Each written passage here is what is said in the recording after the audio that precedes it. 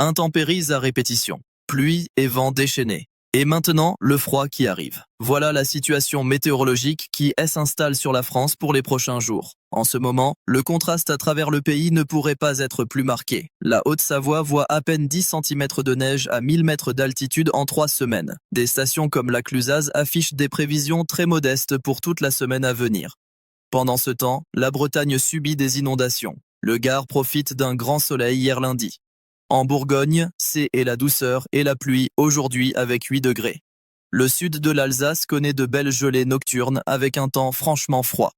Avignon a vu le soleil ce matin avec un ciel bleu et juste un petit vent. En Dordogne, après une journée épouvantable hier, un peu de soleil est apparu aujourd'hui malgré le froid matinal. Cette disparité des conditions illustre parfaitement la configuration atmosphérique actuelle. Nous avons plusieurs masses d'air qui s'affrontent sur le territoire. De l'air doux et humide sur l'ouest, de l'air froid continental sur l'est et une série de perturbations atlantiques qui traversent le pays les unes après les autres. Examinons dès abord la situation synoptique. Une dépression profonde stationne près de l'Islande avec un centre à 975 hectopascales. Cette dépression envoie des fronts successifs vers la France. Le flux de ouest à sud-ouest dominant sur la façade atlantique apporte de l'humidité en continu. Les cumuls de précipitations en Bretagne ont atteint des niveaux quasi records cette semaine. Certaines stations ont enregistré plus de 100 mm en 7 jours. Sur elle et du pays, c'est une toute autre configuration.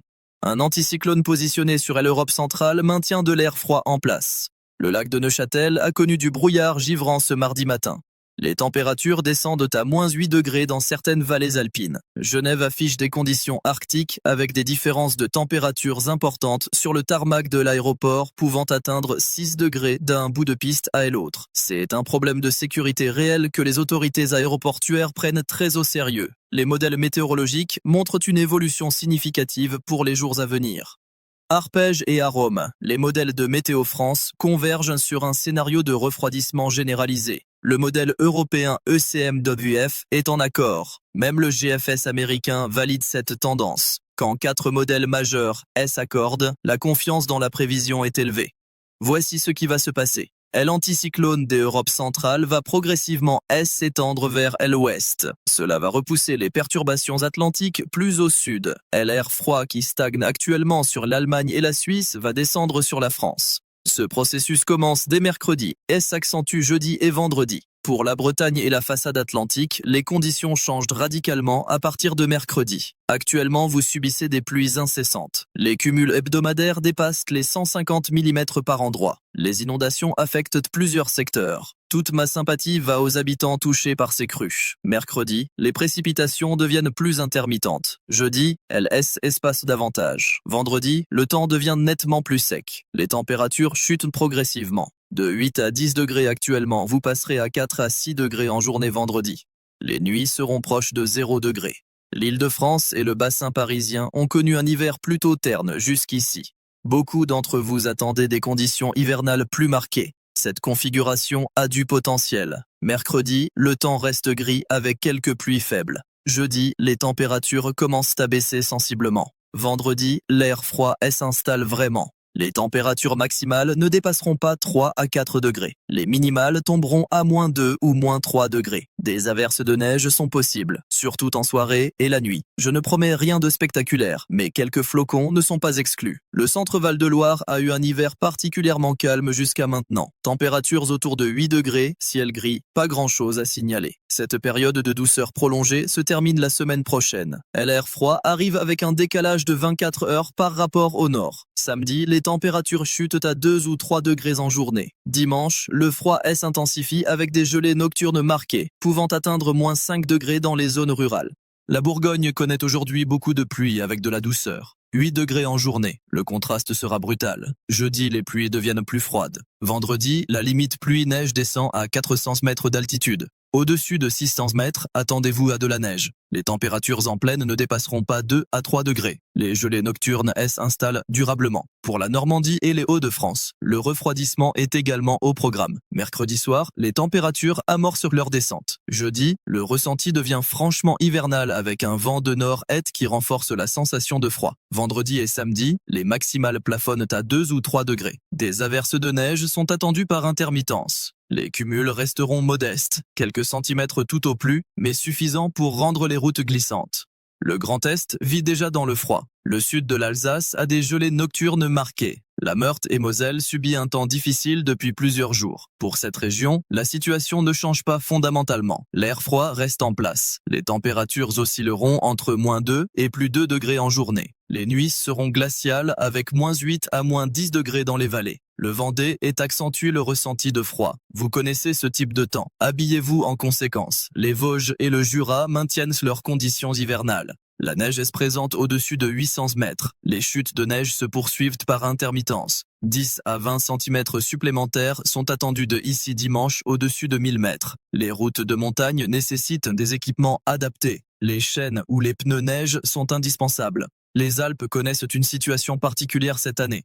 La Haute-Savoie a reçu seulement 10 cm à 1000 mètres en 3 semaines. C'est très en dessous des normales saisonnières et des prévisions initiales. Les stations comme la Clusaz affichent des hauteurs de neige décevantes pour la saison. Les prévisions pour la semaine à venir ne sont guère encourageantes avec moins de 5 cm attendus. Cette situation s'explique par un positionnement des flux défavorable. Les perturbations passent trop au nord ou trop au sud. Les Alpes du Nord se trouvent dans une zone intermédiaire moins arrosée. Les Alpes du Sud ont un peu plus de chance. Des chutes de neige sont prévues jeudi et vendredi au-dessus de 1200 mètres. 15 à 25 cm sont possibles sur les plus hauts sommets. En dessous de 1000 mètres, ce sera plutôt de la pluie qui se transformera progressivement en neige fondue puis en neige à partir de vendredi soir.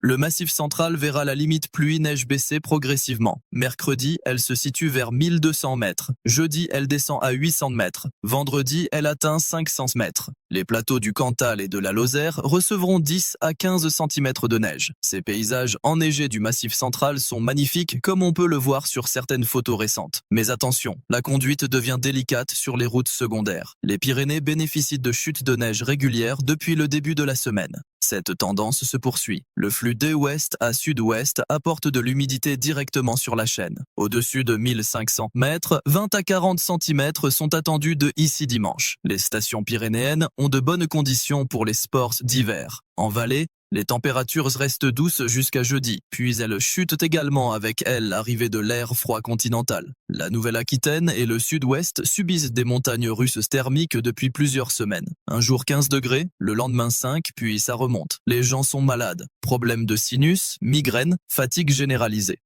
Ce yo-yo thermique se termine enfin à partir de vendredi quand le froid s'installe durablement.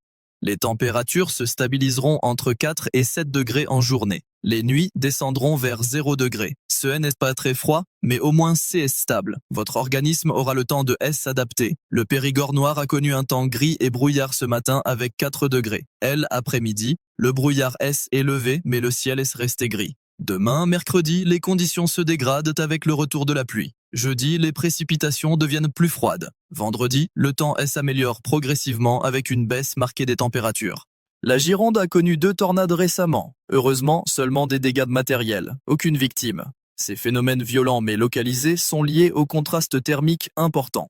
Quand de l'air très doux et humide rencontre de l'air plus frais en altitude, l'instabilité peut générer des orages supercellulaires. C'est exactement ce qui s'est passé. Avec l'arrivée de l'air froid généralisé, ce type de phénomène devient moins probable dans les jours à venir. L'Occitanie voit des conditions très variables selon les secteurs. Le Languedoc et la côte méditerranéenne ont connu du beau temps lundi. Mardi, le temps reste correct avec des éclaircies. Mercredi, les nuages augmentent. Jeudi et vendredi, des pluies deviennent possibles, surtout sur les reliefs. Les températures restent douces jusqu'à jeudi, avec 12 à 15 degrés. Vendredi, la chute est brutale avec seulement 7 à 9 degrés en journée.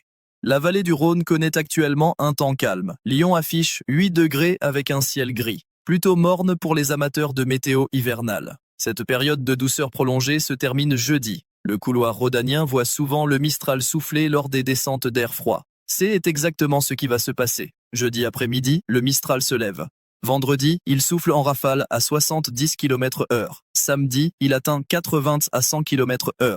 Le ressenti de froid sera très marqué. Avec 8 degrés et un vent à 80 km/h, la température ressentie descend vers 0 degré. Provence-Alpes, Côte d'Azur profite actuellement de conditions agréables. Nice a du beau temps. Avignon a vu un grand soleil ce matin. Beaulieu-sur-Mer connaît le froid, mais c'est l'hiver et certains apprécient. Ces conditions clémentes durent jusqu'à jeudi. Vendredi, le Mistral S s'installe avec le froid. Les températures chutent à 8 à 10 degrés en journée sur le littoral. Dans l'arrière-pays, elles descendent à 4 à 6 degrés. Pour ceux sur la Côte d'Azur, ce type de froid est inhabituel. La plupart des gens N n'ont pas de vêtements vraiment chauds et c'est compréhensible. Plusieurs couches fines fonctionnent mieux que de essayer de trouver une doudoune, un t-shirt, une chemise, un pull, un coupe-vent. Cela isole efficacement. La Corse reste relativement épargnée par cette vague de froid. Les températures restent douces, autour de 12 à 14 degrés. Le vent peut souffler en rafale jeudi et vendredi, mais les conditions générales restent acceptables. Parlons maintenant des impacts pratiques et des précautions à prendre. Les routes vont devenir glissantes dans de nombreuses régions. Le régel est particulièrement dangereux. Vous avez de la pluie ou de la neige fondue en journée. La nuit, les températures descendent en dessous de zéro. Les hauts gèlent et forment une pellicule de glace invisible. C'est extrêmement traître. Réduisez votre vitesse. Augmentez les distances de sécurité. Anticipez vos freinages. Pour ceux qui doivent conduire en montagne, les équipements hivernaux sont obligatoires dans de nombreux secteurs. Chaînes ou pneus neige. Vérifiez les conditions avant de partir. Certains cols peuvent être fermés. Consultez les sites de Bison Futé ou des préfectures concernées. Les personnes âgées doivent être particulièrement vigilantes. Le froid augmente les risques de chute. Le verglas est invisible. Marchez lentement. Utilisez des chaussures avec de bonnes semelles. Prenez appui sur les mains courantes. Si vous connaissez des personnes âgées isolées dans votre entourage, prenez de leurs nouvelles. Assurez-vous qu'elles ont tout ce dont elles ont besoin. Chauffage, nourriture, médicaments. Le chauffage doit être utilisé correctement. Ne surchauffez pas votre intérieur. 19 à 20 degrés suffisent dans les pièces à vivre. 17 degrés dans les chambres. Aérez quand même 10 minutes par jour, même il fait froid. L'air intérieur doit être renouvelé pour éviter l'humidité et les moisissures. Attention aux appareils de chauffage d'appoint. Ils doivent être utilisés dans des pièces ventilées. Le monoxyde de carbone tue chaque année. Ne prenez aucun risque. Pour les animaux domestiques, pensez à eux également. Les chiens et chats supportent le froid, mais pas indéfiniment. Rentrez-les la nuit si possible. Vérifiez qu'ils ont de l'eau non gelée. Les animaux âgés ou malades sont plus vulnérables. Adaptez leur environnement. Les canalisations d'eau peuvent geler dans les zones non chauffées. Caves, garages, greniers. Si vous avez des tuyaux apparents dans ces espaces, isolez-les avec de la laine de verre ou des manchons isolants. En cas de gel, ne forcez jamais. Attendez le dégel naturel. Forcer peut casser les tuyaux. Pour le jardin, protégez les plantes sensibles au gel. Un voile d'hivernage suffit souvent. Les plantes en pot sont plus vulnérables car la terre gèle complètement. Rentrez-les si possible ou placez-les contre un mur abrité. Si votre voiture est bloquée dans la neige, une vieille astuce fonctionne très bien. Du carton ou un vieux tapis sous les roues motrices. Cela augmente l'adhérence. Cela ne coûte rien. Beaucoup d'entre vous connaissez probablement déjà cette technique. Elle a sauvé de nombreuses situations délicates. Déneiger votre allée ou votre trottoir ne se fait pas qu'une seule fois. Si la neige continue de tomber, vous devrez recommencer plusieurs fois. C'est fatigant mais nécessaire. Attendez une accalmie si possible plutôt que de déneiger en pleine chute. Vous économiserez de l'énergie. Concernant l'aspect historique, cette situation n'a rien d'exceptionnel. C'est l'hiver. L'hiver, c'est le froid et parfois la neige. Beaucoup d'entre vous vous souvenez de l'hiver 63. À l'époque, on a eu des mois de gel. Les températures sont descendues jusqu'à -20 dans certaines régions. La situation actuelle est moins extrême. Vous avez vu pire. En février 56, le froid était encore plus intense. Les oliviers ont gelé dans le sud. L'hiver 85 a également marqué les esprits avec de la neige abondante et un froid intense. Cette vague de froid N est donc pas historique, elle n'est pas catastrophique. Elle mérite attention mais ce n'est pas la fin du monde. Les médias ont parfois tendance à dramatiser. Restez calme, prenez les précautions nécessaires, adaptez vos activités, mais pas de panique. Pour les jours suivants, après ce week-end de froid, les modèles divergent légèrement. Arpège suggère un maintien du froid jusqu'à mardi prochain. Et CMWF montre un léger redout possible dès lundi. GFS est entre les deux. À cette échéance de 5 à 6 jours, l'incertitude augmente. Je reviendrai sur ce point dans les prochains bulletins quand les modèles convergeront. Une chose est certaine, cette période de perturbations incessantes sur l'ouest touche à sa fin. La Bretagne va enfin respirer, les rivières vont pouvoir se vider, les sols gorgés d'eau vont commencer à sécher.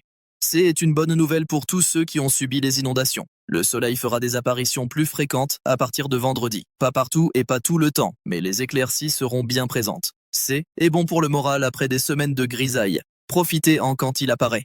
Sortez vous promener si les conditions le permettent. Une balade même courte par temps froid mais ensoleillé fait un bien fou. En résumé, les prochains jours marquent une transition importante.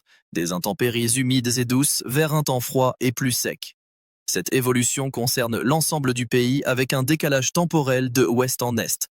La Bretagne voit le changement dès mercredi.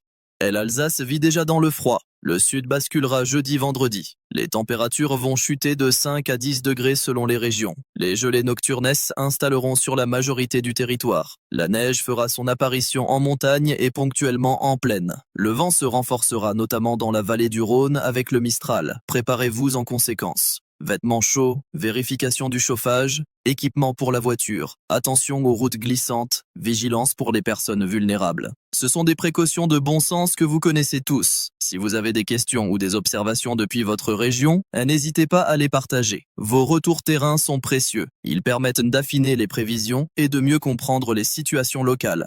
Restez informés. Consultez régulièrement les bulletins de Météo France. Suivez les alertes de vigilance si votre département est concerné. En cas de vigilance orange ou rouge, les consignes de sécurité doivent être respectées scrupuleusement. Cette vague de froid ne durera pas éternellement. Les modèles saisonniers suggèrent un retour à des conditions plus douces pour début février. Mais restons prudents sur ces prévisions à long terme. La météorologie reste une science d'observation et de probabilité. Plus l'échéance est lointaine, plus l'incertitude est grande. Pour l'instant, concentrons-nous sur les jours à venir. Mercredi, jeudi, vendredi, samedi. C'est sur cette période que nous avons les meilleures prévisions. Adaptez vos activités. Protégez-vous du froid. Soyez prudents sur les routes. Prenez soin de vous et de vos proches. Voilà pour ce bulletin détaillé sur la situation météorologique des prochains jours. Je reviendrai vers vous avec des mises à jour au fur et à mesure que les modèles affineront leurs prévisions.